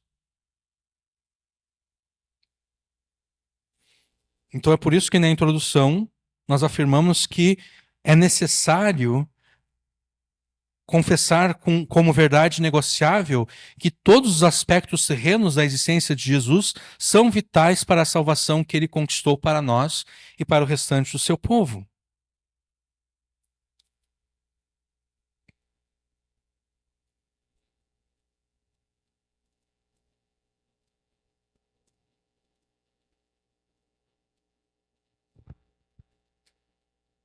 Mas Jesus não devia apenas viver por nós. Jesus viveu por nós. Jesus viveu a vida que todos nós deveríamos viver, mas não conseguimos viver. Porque o pecado ainda está em nós, apesar de estarmos sendo santificados, mas o pecado sempre está presente e a tentação sempre está batendo e muitas vezes nós cedemos à tentação. Então Jesus viveu por nós, Jesus obedeceu por nós em nosso lugar, mas Jesus também morreu por nós debaixo da maldição da mesma lei que anteriormente ele havia obedecido perfeitamente. E essa é outra razão para que Deus, o Filho, se faça homem. Porque um mero homem não poderia suportar a maldição do Deus infinito, ou a maldição infinita de Deus. Né? Porque o castigo... Olha só, vamos pensar o seguinte. Se eu der um tapa ali no Luiz, né? Eu quero desrespeitar o Luiz. Eu chego perto do Luiz e dou um tapa no rosto dele. É uma ofensa, correto? Né? E digamos que no lugar do Luiz esteja o Lula. E vamos dizer que eu não gosto muito do Lula. Eu chego ali e dou um tapa na cara do Lula. É uma ofensa igual. Mas a pena que eu vou sofrer por dar um tapa no presidente da República é diferente da pena que eu vou sofrer por dar um tapa no rosto do Luiz. Né? Porque embora Lula e Luiz sejam dois homens merecedores do mesmo respeito, o cargo que o Lula ocupa coloca ele numa posição acima de todos nós. Ele é o presidente da República. Né? E embora talvez nós não gostemos dele, dar um tapa no rosto dele é uma ofensa que terá uma certa punição. Né? Então, vamos pensar o seguinte, a punição, provavelmente eu não vou ter nenhuma punição, né? Provavelmente o Luiz vai obedecer Jesus, né? Levou um tapa do lado direito, vai oferecer o outro, né? Não vou ter nenhuma punição, né? Agora eu dou um tapa no Lula, certamente a Polícia Federal vai chegar, vai me prender, né? Vou ser de alguma forma processado, provavelmente não vou ser preso, não vou ter uma pena de restrição de liberdade, mas vou ter que pagar alguma multa, alguma coisa assim, né? Fazer alguma prestação, sei lá, alguma coisa assim, né? Agora, imagine o Deus eterno e criador sendo ofendido. Qual a punição que deve ser dada àquele que ofende a Deus? A punição, ela deve ser correspondente à dignidade daquele que foi ofendido.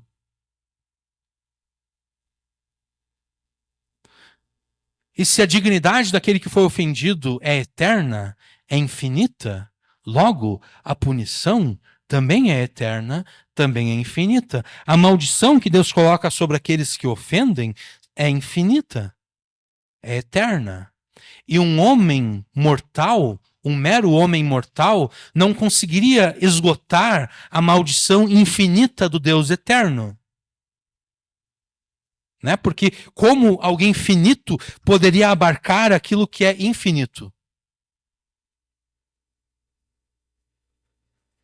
Então, Deus, o Filho, se fez homem, em primeiro lugar, para que ele pudesse, como homem, obedecer à lei de Deus a nosso favor, para que essa obediência fosse creditada a nós.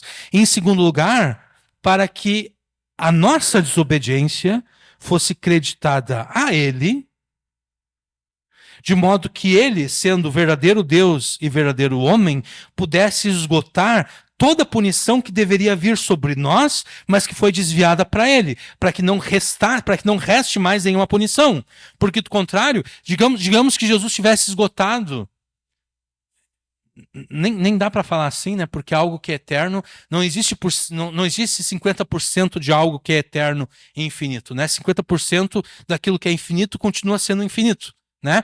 Mas digamos que fosse possível falar dessa forma. Digamos que Jesus tivesse esgotado metade da ira. Eu teria que suportar a outra metade que ele não esgotou.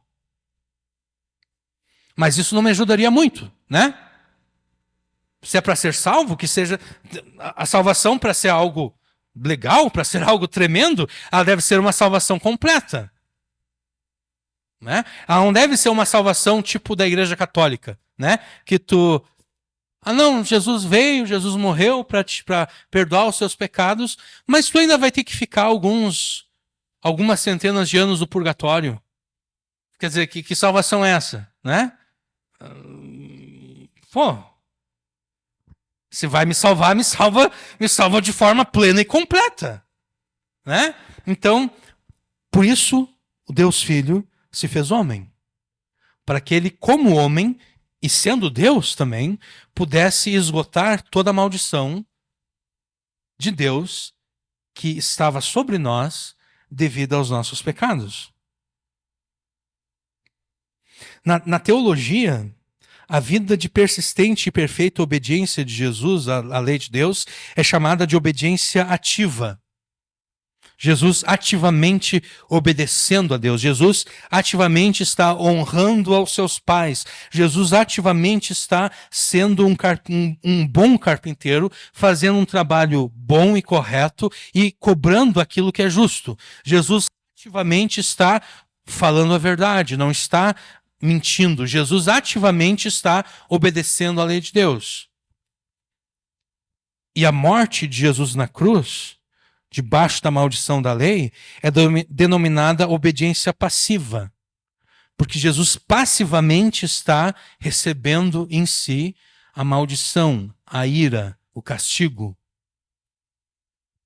Pela sua obediência ativa, Jesus viveu em nosso lugar, conquistando para si e para os que nele creem a justiça da lei, pela qual somos justificados e aceitos por Deus. Pela sua obediência passiva, Jesus morreu em nosso lugar, conquistando para aqueles que nele creem tanto o perdão dos seus pecados, quanto o fim da maldição da lei que estava sobre nós.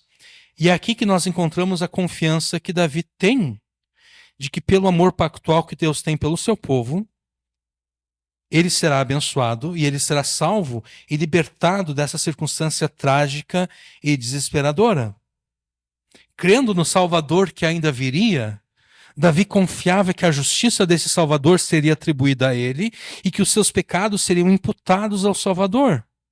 E tendo a justiça do Salvador atribuída a si e os seus pecados creditados ao Salvador, seguem-se duas verdades.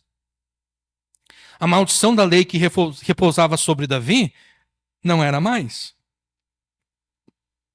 Visto que, sim, no futuro, mas visto que virtualmente ela já estava esgotada pelo Salvador.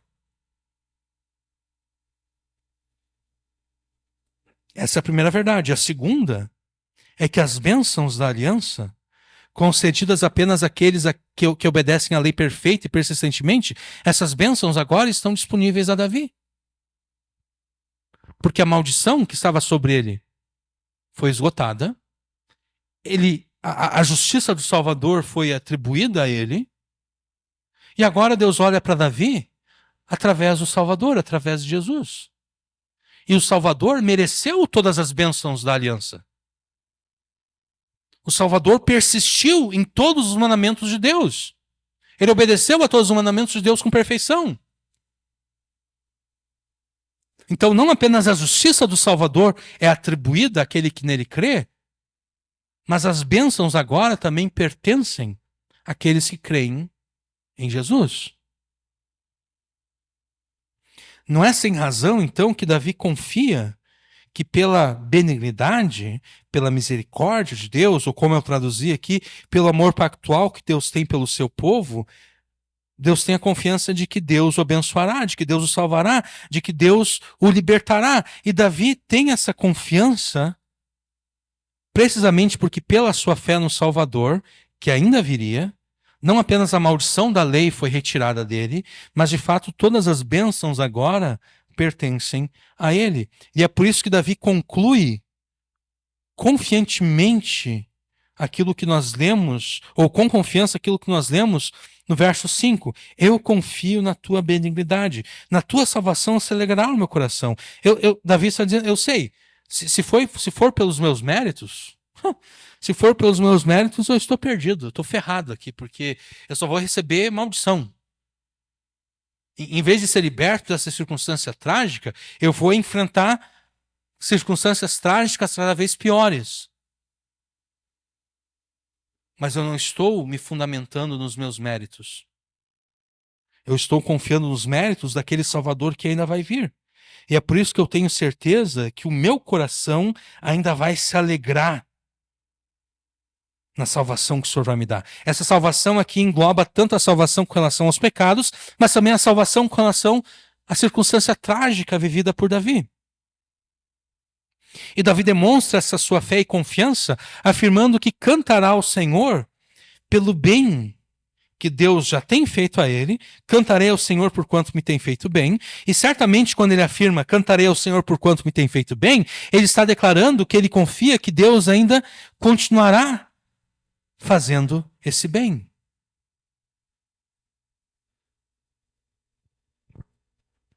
Assim como Davi creu no Salvador que ainda viria, você deve crer no Salvador que já veio. No Salvador que é verdadeiro Deus e verdadeiro homem. No Salvador que, tendo obedecido ativa, persistente e perfeitamente à lei de Deus, se submeteu passivamente à morte e maldição previstas na mesma lei. No Salvador que, pela sua obediência ativa, viveu em teu lugar, conquistando para si e para ti a justiça da lei pela qual você é justificado e aceito por Deus. No Salvador que, pela sua obediência passiva, morreu em teu lugar, conquistando para ti tanto o perdão dos pecados quanto o fim da maldição da lei que sobre você repousava. No Salvador que, tendo esgotado a maldição da lei que estava sobre você, conquistou para você todas as bênçãos da aliança. Bênçãos essas que constituem a solução perfeita para todas as circunstâncias trágicas e desesperadoras que se abatem e se abateram sobre você. Porque conforme nós afirmamos na pregação passada,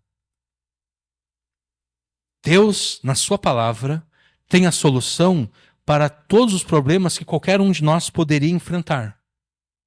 Todos os problemas que podem ocorrer neste mundo têm a sua solução na palavra de Deus. Sabe por quê? Porque todos os problemas decorrem do pecado. Aquele casal lá eles vão se separar. Por que eles vão se separar? Por causa do pecado, né? Pecado do marido contra a esposa, pecado da esposa contra o marido. Aquela família lá está destruída. O pai contra o filho, filha contra a mãe, todo mundo brigando. Por que eles estão brigando? Por causa do pecado, né? Pecado dos pais contra os filhos contra os pais.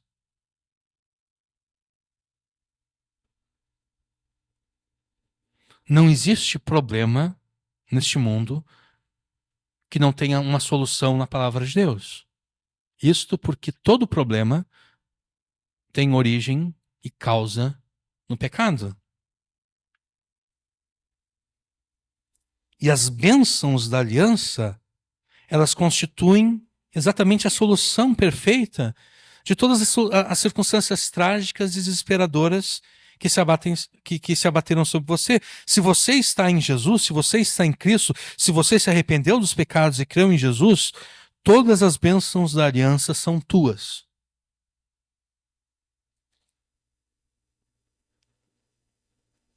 Todas as bênçãos da aliança são tuas.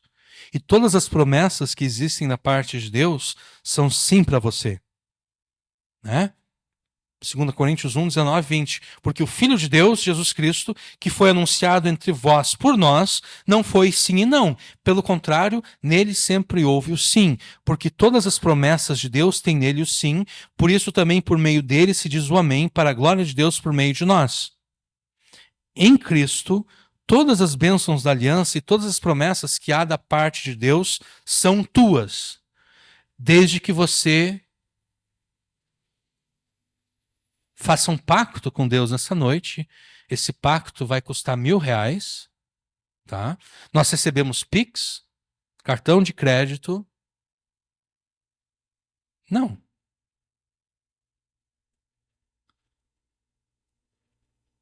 Em Cristo, todas as bênçãos da aliança e todas as promessas que há da parte de Deus são tuas, desde que você as peça a Deus em oração perseverante e específica, feita em nome de Jesus. Há um tempo atrás eu estava ouvindo a Valnice Milhomens, e ela estava falando acerca de oração, e ela estava falando que orar com fé é orar uma vez só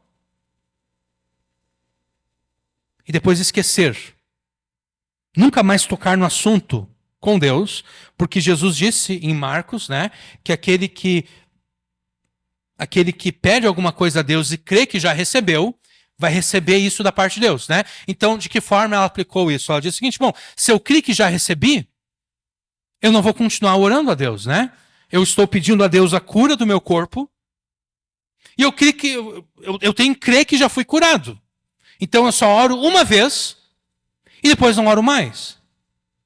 E quando eu ouvi a Valnice Milhomens falando isso, eu fiquei triste e um pouco irritado. Eu fiquei triste e irritado porque ela está contradizendo Jesus, porque não é isso que Jesus quis dizer em Marcos. Porque se foi isso que Jesus quis dizer em Marcos, Jesus está se contradizendo com aquilo que ele afirma em Lucas. Porque em Lucas, Jesus afirma, em duas parábolas, que a oração verdadeira é aquela oração que é persistente. É aquela oração que é perseverante. Jesus não disse que a viúva pobre, em uma das parábolas, né, foi só uma vez. O juiz estava chegando no tribunal, o juiz injusto, e a viúva só foi uma vez. Ô, seu juiz, faz justiça aqui contra o meu adversário, ele está me prejudicando, e daí ela foi para casa e nunca mais procurou o juiz. Não. Jesus também não disse na outra parábola que aquele homem chegou na casa do seu vizinho e só bateu assim uma vez, o vizinho gritou lá adiante: o que tu quer? Eu preciso de um pão, porque chegou visita aqui na minha casa, eu não tenho nada para oferecer. Tá, então eu preciso de pão e eu vou para minha casa agora. Não, não é assim que Jesus conta essas parábolas. Jesus disse que esse homem ficou importunando. Né? Imagina a cena hoje em dia. A gente chega na casa de alguém, a gente bate palma, a gente toca a campainha, a gente bate na porta da pessoa. Se a pessoa diz, olha, vamos pensar num vendedor, né? A pessoa está vendendo de porta em porta, ela chega, bate palma, a pessoa atende lá de dentro e diz, não, hoje não, obrigado. Mas o cara continua batendo palma. Fica meia hora na frente da casa batendo palma. E o cara fica o dia inteiro na frente da casa batendo palma. E o cara passa a semana inteira, o mês inteiro batendo palma. É isso que Jesus ensina como sendo oração verdadeira. Não é orar uma vez e esqueceu. Não, é orar. É orar até receber aquilo que está sendo pedido. Isso é oração. E é por isso que eu fiquei um tanto triste e também um pouquinho irritado quando eu vi a Valnice Milhomens falando aquilo, porque eu pensei, pô, infelizmente ela está ensinando errado. O pessoal da igreja dela e todo mundo que está vendo esse vídeo aqui está aprendendo errado.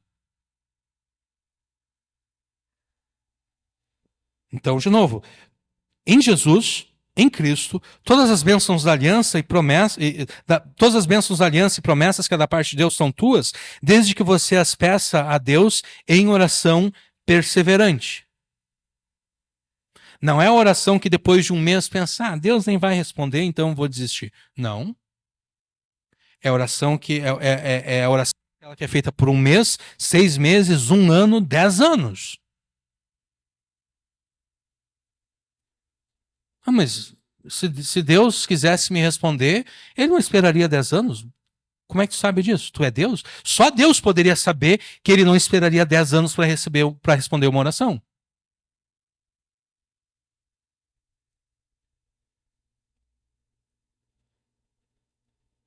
Então, a oração perseverante é aquela que insiste até receber aquilo que se pede. E também específica. Né? Uma oração específica, como nós tratamos na pregação passada. E você deve orar sempre em nome de Jesus. Em nome de Jesus não é apenas uma forma bonitinha de acabar a oração. Não, em nome de Jesus, eu estou dizendo o seguinte para Deus. Eu estou pedindo isso ao Senhor, não porque eu mereço isso. Não porque eu conquistei o direito de receber isso da parte do Senhor. Não, eu estou orando ao Senhor e pedindo isso ao Senhor por aquilo que Jesus conquistou. Ele que obedeceu perfeitamente à lei do Senhor, ele que conquistou uma justiça perfeita, ele que conquistou as bênçãos da aliança, ele que esgotou a maldição da aliança, é em nome dele que eu estou pedindo isso.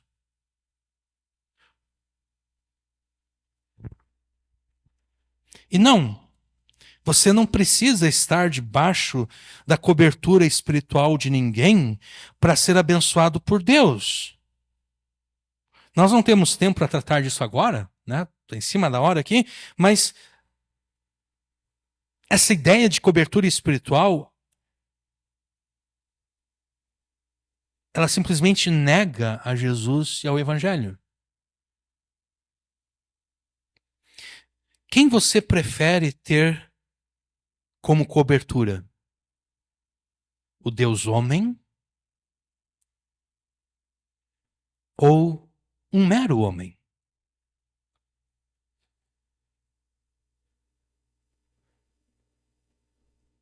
Quem pode te ajudar na hora da dificuldade, na hora quando dá tudo errado? Né? Porque tem horas que dá tudo errado. A gente espera que o resultado seria aquele, um resultado bom, agradável, e o que acontece é o exato oposto. Dá tudo errado. E a vida se torna um desespero total. Quem é que pode te ajudar nessa hora? O Deus homem ou um mero homem? Né? Essa ideia de cobertura espiritual é uma negação de Jesus, porque eu estou dizendo que Jesus não é suficiente para me ajudar. Jesus não é suficiente para me abençoar. Além de Jesus, eu preciso de toda essa cadeia de supostos servos de Deus. Então tem esse apóstolo aqui, que é o chefão do Brasil, e daí tem esse outro aqui que, sei lá, é o cara que gere a região sul, e daí tem esse outro cara aqui que é do Rio Grande do Sul, e daí esse outro aqui que é o Vale do e daí esse outro aqui que é o de Novo Hamburgo, e daí eu me submeto a esse cara aqui, e ao me submeter a esse cara aqui, eu estou debaixo da cobertura espiritual desse super apóstolo poderoso aqui em cima. Sabe o que é isso? Isso é catolicismo romano, né?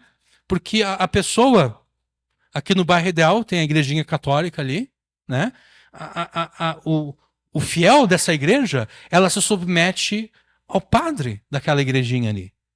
E ela faz isso por quê? Porque esse padre aqui está submisso à autoridade imediatamente superior a ele, né? E ao arcebispo não sei da qual, e tudo. E chega lá ao Papa em Roma, né? Então, por que o católico simples aqui do bairro Ideal se submete ao padre ali da Igreja Católica? Porque ele pensa que ao fazer isso, ele está debaixo da proteção do super papa lá em Roma. E não é isso que a gente encontra no Novo Testamento, né? Pelo contrário, quando alguns começaram a dizer eu sou de Paulo, eu sou de Pedro, eu sou de Apolo, Paulo disse: vocês estão se comportando como carnais, vocês não são espirituais. Agindo dessa forma, vocês são carnais e não espirituais. Não existe isso, eu sou de Apolo, eu estou debaixo da cobertura espiritual de Apolo. Não, eu estou debaixo da cobertura espiritual de Pedro. Eu já estou debaixo da cobertura espiritual de Paulo. Paulo diz: não tem nada disso, pessoal. Não é nada disso.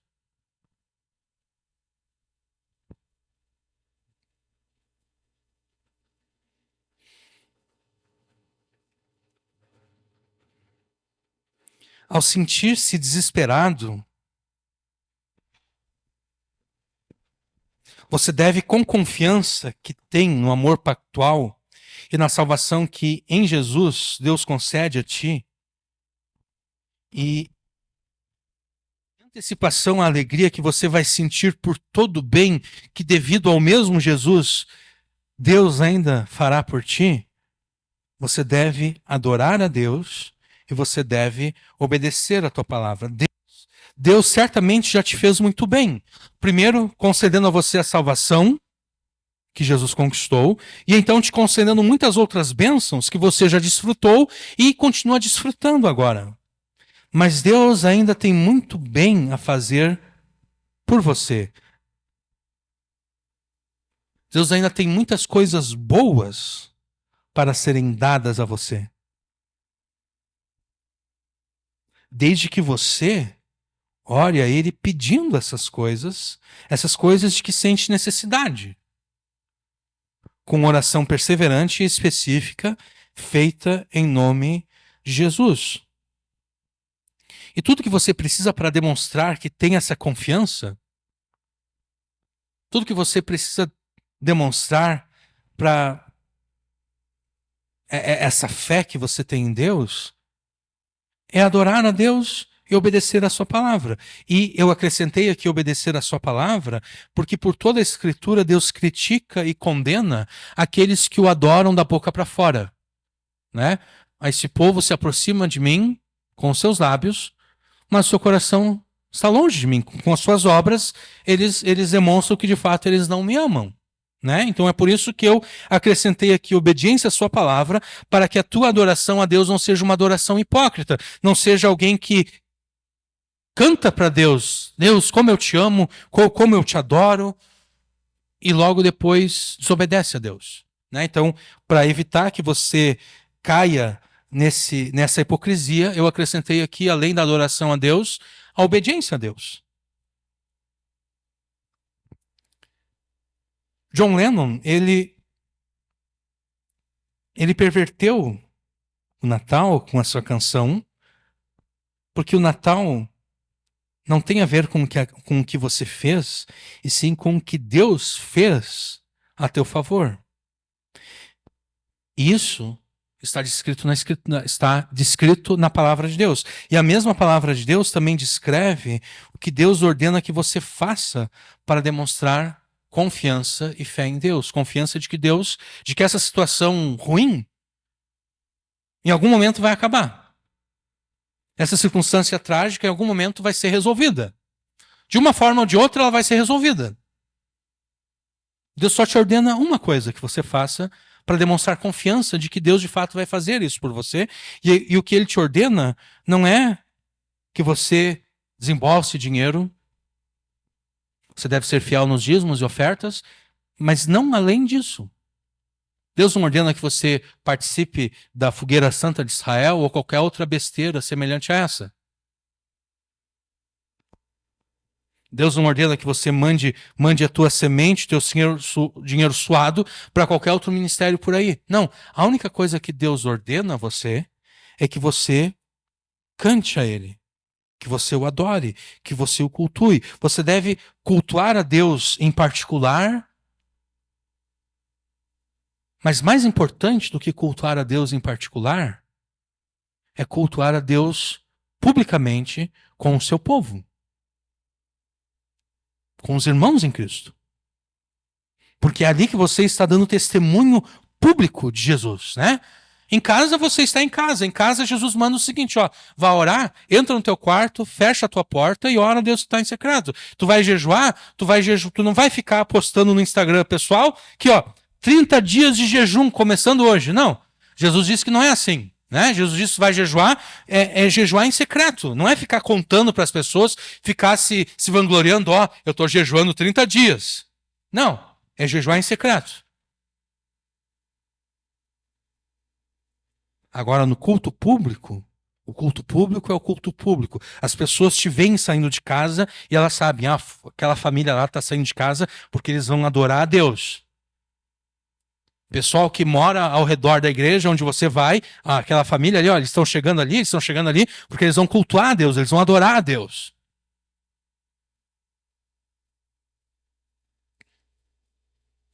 Então a única coisa que Deus ordena é que você o adore. E para que a tua adoração não seja hipócrita, que você o obedeça. Então, conforme os versículos 5 e 6 aqui, do Salmo 13, ao sentir-se desesperado, com confiança que você tem no amor pactual e na salvação que em Jesus Deus concede a ti, e antecipando essa alegria que você vai sentir por todo o bem que Ele ainda vai te fazer, você deve adorar a Deus e obedecer a sua palavra. Amém.